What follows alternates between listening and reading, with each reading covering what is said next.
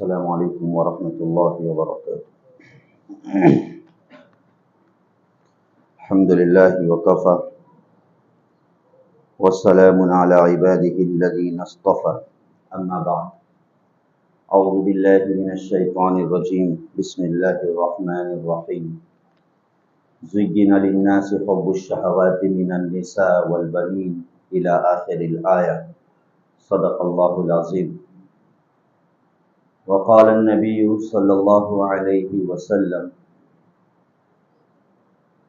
لا نکاح الا بولی، او کما قال علیہ السلام۔ اللہم صلی علی سیدنا محمد وعلی آل سیدنا محمد وبارک وسلم۔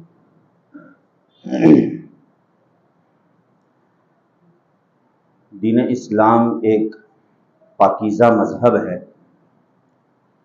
اور اس پورے دین کا خلاصہ حیا اور پاک دامنی ہے کہ کوئی بھی ہم شعبہ اختیار کرے، ہر شعبے میں شریعت نے ہمیں حیا اور پاک دامنی کی زندگی بتلائی اور سکھلائی ہے، اور ایسے طریقے اور ایسے راستے جو راستے بے حیائی کی طرف لے جانے والے ہوتے ہیں اور غلط راستوں کی طرف لے جانے والے ہوتے ہیں، تو شریعت نے اس سلسلے میں واضح حکم یہ دے دیا کہ ان راستوں کو اور ان طریقوں کو اختیار نہ کیا جائے۔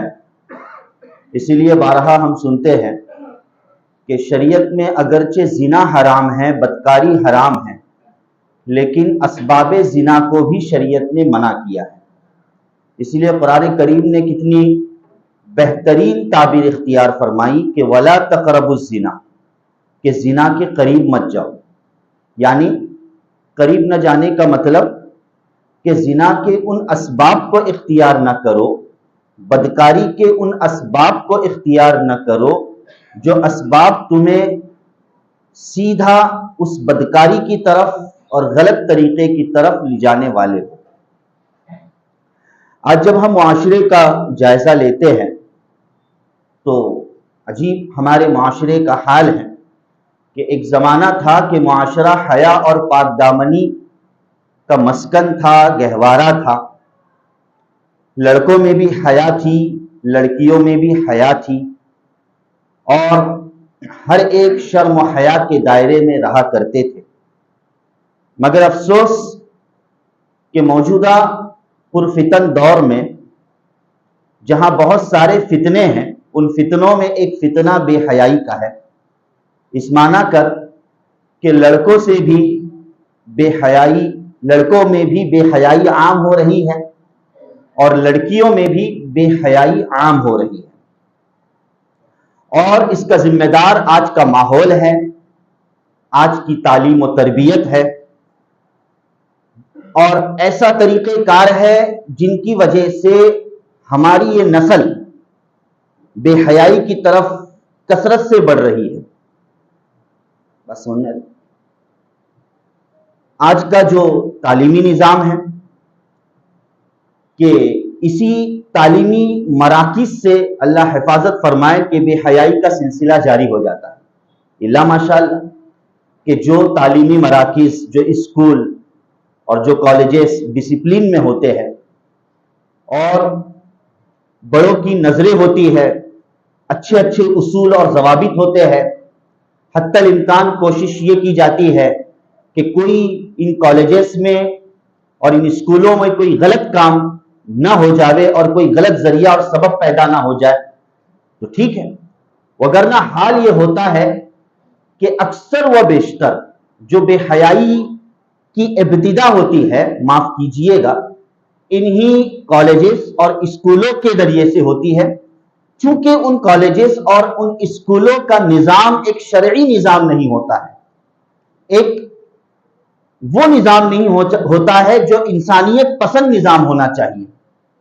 آپ دیکھو گے بنیادی جو کمزوری ہے ہمارے اسکول اور کالجز کی، معاف کیجئے گا، مخلوط تعلیمی نظام، مخلوط تعلیمی نظام، یعنی کہ ایسی جگہ کلاسز میں، درجوں میں لڑکوں اور لڑکیوں کا ایک ساتھ بیٹھ کر تعلیم کو حاصل کرنا، لڑکوں اور لڑکیوں کا ایک ساتھ بیٹھ کر تعلیم کو حاصل کرنا، یہ ایک مخلوط نظام ہے جس کا شریعت شدت سے انکار کرتی ہے۔ ظاہر ہے کہ جن جگہوں پر ایسے راستے ہم ہموار کر دیں کہ جہاں لڑکوں کا اور لڑکیوں کا مل کر ایک ساتھ بیٹھ کر تعلیم کو حاصل کرنا ہم ان کے لیے راستہ ہموار کر دیں، تو شیطان تو انسان کے وجود میں اور اس کی شہرگوں میں خون سے بھی زیادہ تیز دوڑتا ہے۔ خون سے بھی زیادہ کیا ہے بھائی؟ تیز دوڑتا ہے۔ کب کوئی وساوس شیطانی میں مبتلا ہو جائے کچھ کہا نہیں جا سکتا۔ اور پھر یہ جو نئی نسل ہے، یہ نئی پود ہے، اب تو یہ بھی نہیں کہا جاتا کہ بھئی جو بڑے نوجوانان ہیں وہ عشق مزاجی میں مبتلا ہے، بڑی عمر کے بچے، بڑی عمر کے لڑکے عشق مزاجی میں مبتلا ہے۔ آپ سروے کیجئے گا اور جو جانکار ہے وہ اس بات کا اقرار کرتے ہیں، اللہ معاف فرمائے، کہ ابھی تو لڑکا اور لڑکی بالغ بھی نہیں ہوئے۔ حال یہ ہے، یقین بالغوں کی بات میں نہیں کر رہا، نابالغوں کی بات کر رہا ہوں، کہ ابھی لڑکے اور لڑکیاں بالغ بھی نہیں ہوئے، بلوغت کی دہلیز پر انہوں نے اب تک قدم بھی نہیں رکھا ہے، مگر وہ سارے پیترے، مگر وہ ساری طریقہ کار اور مگر وہ ساری مکاریاں ان بچوں نے حاصل کر لی۔ آج یہ یعنی 8ویں لے لیجئے، 9ویں لے لیجئے، 10ویں سے پہلے کے حال میں پیش کر رہا ہوں، 10ویں سے پہلے کا حال پیش کر رہا ہوں کہ وہ بچے جو شاید کہ بالغ بھی نہ ہوئے ہو، ہاں ابتدائی اس مرحلے میں ہے، مگر افسوس کہ غلط کاریوں میں اور غلط چیزوں میں مبتلا ہے۔ غلط کاریوں اور غلط چیزوں میں کیا ہے؟ مبتلا ہے۔ اس کے ذمہ دار ہم ہیں، سرپرست ہے، اس کا ذمہ دار ماحول ہے اور تعلیمی نظام ہے، مخلوط تعلیمی نظام ہے، اگرچہ یہ میرا موضوع نہیں ہے، میرا موضوع کچھ اور ہے۔ تو بہرحال پھر حال یہ ہوتا ہے کہ یہ عشق مزاجی میں مبتلا ہو جاتے ہیں، اللہ حفاظت فرمائے، ناپاک محبت میں مبتلا ہو جاتے ہیں، اور پھر معاملہ بہت آگے حد سے بڑھ جاتا ہے، معاملہ بہت زیادہ حد سے آگے بڑھ جاتا ہے، جو یقیناً دین اور دنیا کو تباہ و برباد کرنے کا سبب اور ذریعہ بن جاتا ہے۔ ہمیں ان نونہالوں کو اور ان نئی نسل کو اچھے نظر سے دیکھنا ہوگا، صحیح طریقے سے دیکھنا ہوگا، کہیں ایسا نہ ہو جائے کہ ان غلط کاریوں میں ہماری نسل مبتلا ہو جائے کہ بھئی یہ مخلوط تعلیمی نظام، اور اگر غیر اسلامی اسکول ہو تو اللہ کی پناہ، غیر اسلامی اگر اسکول ہو تو پھر اللہ کی پناہ، وہ آزادانہ ماحول، فریڈم ماحول، لڑکا لڑکیوں سے بات کر رہے، لڑکی لڑکوں سے بات کر رہی ہے، کوئی اس میں روک ٹوک نہیں۔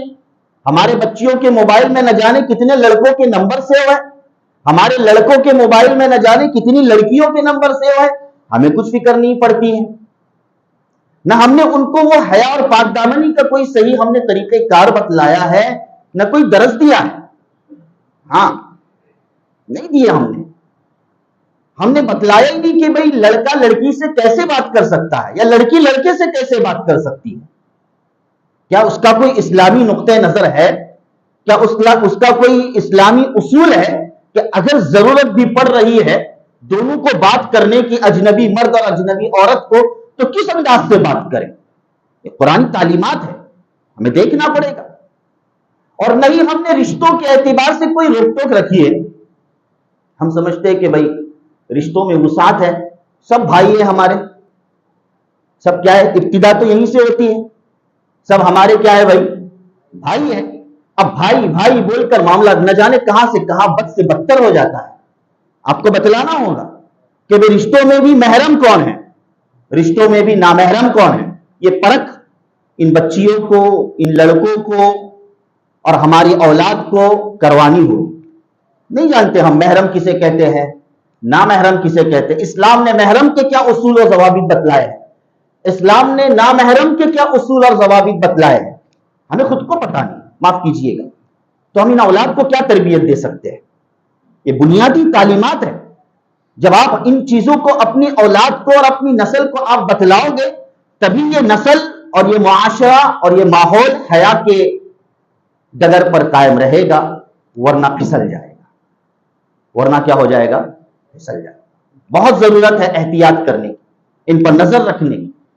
اور پھر معاملہ اس حد سے آگے بڑھ جاتا ہے عشق مزاجی میں کہ وہ لڑکے لڑکیوں کی آزادانہ، ان کا آزادانہ ماحول کہ بھئی بات کر رہی ہے، ساتھ میں جا رہی ہے، تعلیم حاصل کر رہی ہے، نہیں بھئی وہ تو تعلیم کے نام پر ساتھ میں کیا اس سے فرق پڑتا ہے؟ نعوذ باللہ من ذالک۔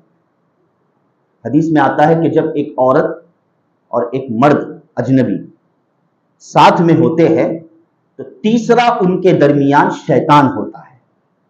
تیسرا ان کے درمیان کون ہوتا ہے؟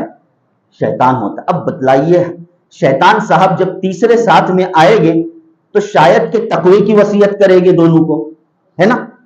شیطان صاحب شاید کہ ان کو کہے گے کہ بھائی نیکیاں کرو۔ ظاہر ہے کہ شیطان تو شیطانت ہی پھیلائے گا، شیطان تو نحوست ہی پھیلائے گا، شیطان تو گناہ کا راستہ ہموار کرے گا۔ یہ بڑا حساس موضوع اور بڑا حساس معاملہ ہے۔ آج ہم جو رونا روتے ہیں لڑکیوں کے تعلق سے، اس سلسلے میں میں نے کئی دفعہ گفتگو بھی کی ہے اور بہت سی جگہوں پر میں نے بات کی، اور ہمارے علماء کرام کر رہے ہیں، ایک مشن لے کر چل رہے ہیں کہ غیروں کے ساتھ لڑکیاں بھاگ رہی ہے بھائی نا، اور ایمان سے خارج ہو رہی ہے، مرتد ہو رہی ہے، یہ تو ہے ہی، اس سے انکار نہیں ہے، لیکن اپنے ماحول پر تو بھی ہمیں نظر کرنی ہے کہ ایک ماحول وہ بھی ہے کہ ہماری بچیاں اپنوں کے ساتھ بھی رنگ رلیاں منا رہی ہیں، ہمارے بچے اور ہمارے لڑکے غلط کاریوں میں مبتلا ہے، کہ ہماری ان پر نظر نہیں ہے۔ اور جب اسی میں جب فریڈم ماحول ہوتا ہے، ڈھیلم ڈھالا ماحول ہوتا ہے، معاملہ ہوتا ہے، تو پھر یہی معاملہ غیروں کے ساتھ ہو جاتا ہے، حتیٰ کہ وہ معاملہ ایمان سے خارج اور نکل جانے کا ہو جاتا ہے۔ اللہ ہم سب کے ایمان کی حفاظت فرمائے، اپنی نسل کے ایمان کی خود بھی اور اپنی نسل کے ایمان کی حفاظت کیجئے گا۔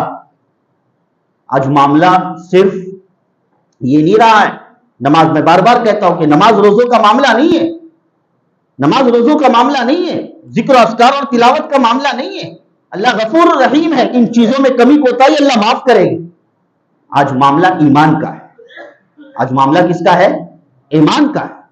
یہ ایمان سے ایسے پھسل رہے کثرت سے، ان غلط کاریوں کی وجہ سے، ان عشق مزاجی کی بنا پر اور اسلامی اصول پر قائم نہ رہنے کی بنا پر، نتائج ہمارے سامنے آ رہے، نتائج ہمارے سامنے آ رہے۔ تو خیر بڑھ جاتی ہے۔ تو میں اصل جس چیز کی طرف اشارہ کرنا چاہتا ہوں وہ یہ ہے کہ پھر یہ نوجوانان، ان کے اوپر عشق مزاجی کا ایسا بھوت سوار ہو جاتا ہے اور ایسا جنون ان کے اوپر ایسا جنون طاری ہو جاتا ہے کہ پھر اب والدین کا احترام نہیں رہتا، اپنے رشتہ داروں کا احترام نہیں رہتا، سارے رشتوں کو لات مار کر، سارے حقوق کو پامال کر کے اب وہ بھاگ کر شادیاں رچاتے ہیں، بھاگ کر شادیاں کرتے ہیں۔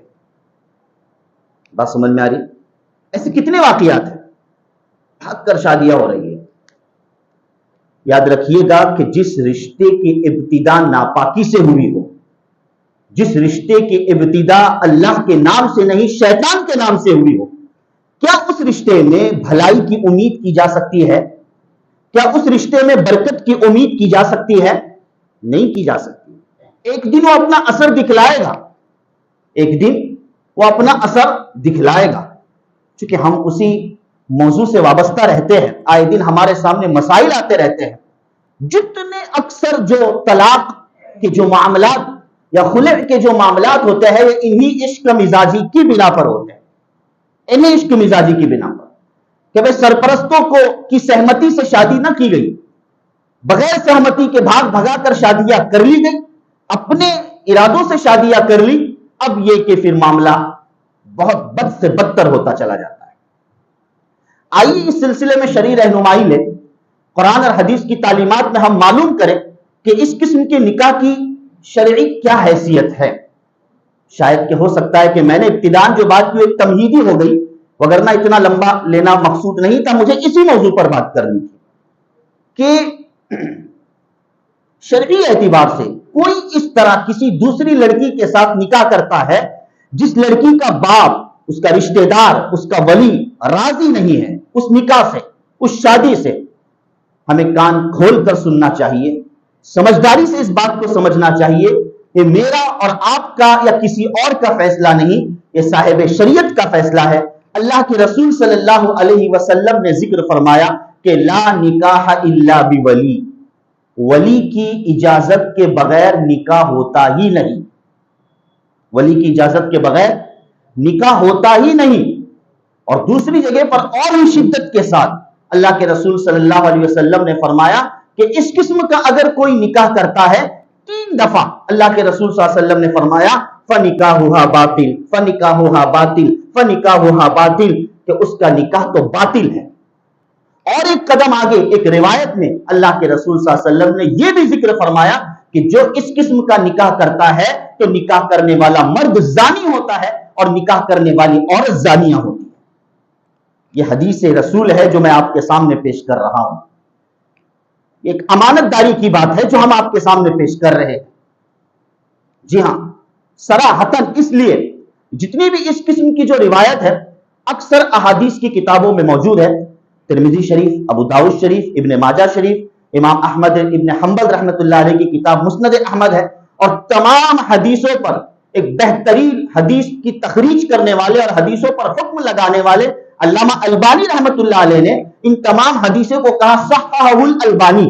آج حالات اکثر جو حدیث کے جو اس سلسلے میں ماہرین ہیں، جب امام البانی کہتے ہیں کہ حدیث صحیح ہے تو خاموش ہو جاتے ہیں کہ اللہ نے ان کو بڑا رتبہ دیا ہے، یعنی حدیث بالکل صحیح ہے، اس سے انکار نہیں کیا جا سکتا۔ اسی لیے 4 ائمہ میں سے میں اس کی بھی وضاحت کر دیتا ہوں، 4 ائمہ میں سے 3 ائمہ کرام کا یہی مسلک ہے۔ کتنے؟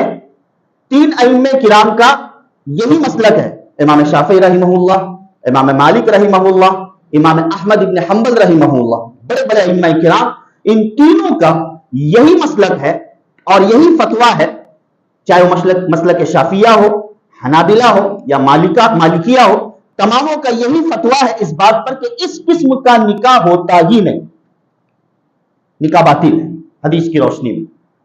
البتہ امام ابو حنیفہ رحمہ اللہ کے نزدیک امام صاحب نے چونکہ کچھ اختلافی مسائل ہوتے ہیں تو اس حیثیت سے امام رحمت اللہ علیہ کے نزدیک اس قسم کا نکاح بغیر ولی کے نکاح اگر ہو تو ایسی صورت میں انہوں نے جائز قرار دیا ہے، مگر وہ بھی چند شرائط کے ساتھ۔ لوگ اس مسلک کا حوالہ دے کر اور اپنی منفعت کو اس کے ساتھ وابستہ کر کے کہہ رہے ہیں حنفی میں ہوتا ہے نا، ہو جانے دو۔ بھائی دین ظاہر بات ہے کہ اپنے خواہشات کا نام نہیں کہ بھئی آپ کو لگا کہ بھئی یہاں سہولت ہے تو میں یہ بنا، میں اس پر عمل کیا، وہاں سہولت ہے تو میں اس پر عمل کیا، نعوذ باللہ من ذالک، یہ مسئلہ ہی نہیں، یہ بالکل شہوات نفسانی ہے، یہ اطاعت دین نہیں ہے، یہ تو شہوات نفسانی ہے۔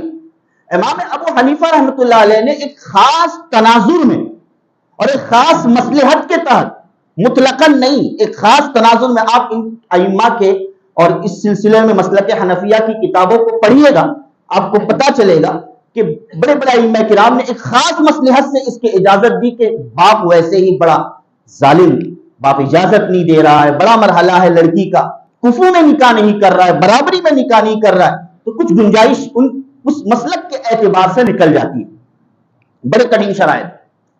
ورنہ یاد رکھیے گا آپ 10 بعض کہتے ہیں کہ بھائی ہم نے قاضی صاحب سے نکاح پڑھا لیا، بمبئی میں وہ کورٹ کے باہر قاضی صاحب بیٹھے ہوئے تھے، انہوں نے نکاح پڑھا، ایسے 10 قاضی کیوں نہ مل جائے، 10 قاضی کی بہترین سرٹیفکیٹ آپ کو کیوں نہ مل جائے؟ شریعت کا سرٹیفکیٹ یہ ہے کہ آپ کا نکاح نہیں ہوا، شریعت کا سرٹیفکیٹ یہ ہے کہ آپ کا نکاح نہیں ہوا، لا نکاح الا بولی، ولی کی اجازت کے بغیر نکاح نہیں ہوتا ہے۔ اور سوچئے تو صحیح، کیسے کیوں کر ہوگا یہ بھاگ کر شادی کرنا؟ کیا یہ حیا کا ذریعہ ہے اور حیا اور پاک دامنی کے اصول میں سے ہے کہ بے حیائی کا طریقہ ہے؟ اسلام نے تو حیا کے اصول کو اس انداز سے بتلایا کہ عورت میں کتنی حیا ہونی چاہیے اور کتنی ہوتی ہے۔ ایک حدیث آپ کے سامنے پیش کر دوں، اللہ کے رسول صلی اللہ علیہ وسلم نے ذکر فرمایا کہ عورت کی 2 قسمیں ہوتی ہیں، ایک عورت جو یا تو مطلقہ ہوتی ہے یا بیوہ ہوتی ہے، شوہر نے ایک مرتبہ اس کی شادی ہو گئی مگر شوہر نے طلاق دے دی، تو متلقہ ہو گئی، یا ایک عورت کا شوہر مر چکا، بیوہ ہو گئی. اب یہ عورت متلقہ یا بیوہ دوسرا نکاح کرنا چاہتی ہے، ایک قسم تو وہ ہے، اور دوسری قسم وہ ہے عورت کی جو نیا نکاح کر رہی ہے پہلی دفعہ، اس کو باقیرہ کہا جاتا ہے. اور پہلی قسم کی عورت کو ایک قول کے مطابق سیبہ، حدیث میں سیبہ کا لفظ آیا ہے، بات سمجھنا رہی. تو اب دونوں کے اعتبار سے شریعت نے علیحدہ علیحدہ حکم ذکر فرمایا کہ اگر کسی سیبہ کا نکاح کرانا ہو تو سیبہ سے مراد ہوئی یا تو مطلقہ ہوگی مثال کے طور پر، یا تو وہ بیوہ ہوگی. کہا کہ اگر اس کا نکاح کرانا ہو تو اس کی اجازت ضروری ہے. اس کی اجازت کیا ہے؟ ضرور. اس کی اجازت کے بغیر آپ نکاح نہیں کر سکتے. اگر اس نے اجازت نہیں دی، نہیں ابا یا نہیں فلانے مجھے اس سے نکاح نہیں کرنا، بات ختم. اب آپ اس کے اوپر کوئی زور زبردستی نہیں کر سکتے. البتہ عورت کی جو دوسری قسم ہے باقیرہ، تو بہتر ہے کہ اس سے بھی کیا لی جاوے؟